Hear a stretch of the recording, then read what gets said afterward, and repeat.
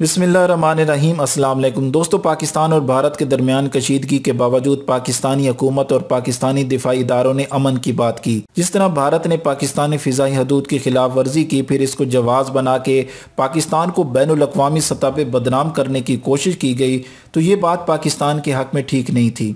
इसके जवाब में पाकिस्तानी हुकूमत और पाकिस्तान के दिफाई इदारों ने यह मौक़िफ़ इख्तियार किया कि हम भारत को इसका ज़रूर जवाब देंगे। फिर दोस्तों, आपने भी देखा और पूरी दुनिया ने देखा कि पाकिस्तान फ़िज़ाइया के शाइनों ने भारत को किस तरह जवाब दिया। भारतीय पायलट को जिंदा गिरफ्तार किया गया। भारतीय पायलट अभिनंदन को पाकिस्तान के वजीर आजम ने ऐलान किया कि जज्बे खैर सिगाली के तहत भारत के हवाले किया जाएगा। दोस्तों, एक तरफ तो वाघा बॉर्डर पर भारतीय पायलट को इंडिया के हवाले करने की तकरीब हो रही थी, तो दूसरी तरफ भारतीय आर्मी ने लाइन ऑफ कंट्रोल पे बिलाश्ताल फायरिंग का सिलसिला जारी रखा हुआ था। पाक आर्मी के नौजवान भी भारतीय आर्मी को भरपूर जवाब दे रहे थे। इसी लड़ाई में भारतीय कितने जहन्नम वासिल हुए ये भारतीय मीडिया नहीं बता रहा था, लेकिन मकबूजा कश्मीर के जिला राजौरी के अस्पताल के एक डॉक्टर को ट्विटर पे आके ये बताना पड़ा कि कितने भारतीय जहन्नम वासिल हो रहे हैं। इसी टॉपिक पे दोस्तों आज हम इस वीडियो में बात करेंगे। वीडियो शुरू करने से पहले आपसे गुजारिश है कि आप हमारा चैनल सब्सक्राइब कर लें और सब्सक्राइब के बटन के साथ घंटी के निशान पर क्लिक करें ताकि आपको हमारी नई आने वाली वीडियो के मुतालिक नोटिफिकेशन मिलता रहे।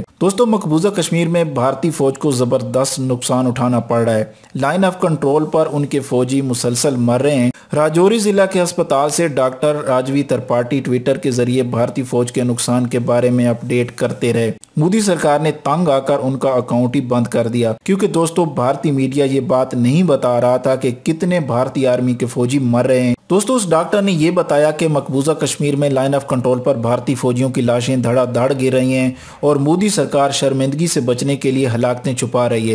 उन्होंने ट्विटर पर लिखा कि अस्पताल में एक कैप्टन समेत 8 फौजियों की लाशें लाई गई हैं। 32 जख्मी फौजी भी अस्पताल मुंतकिल किए गए हैं।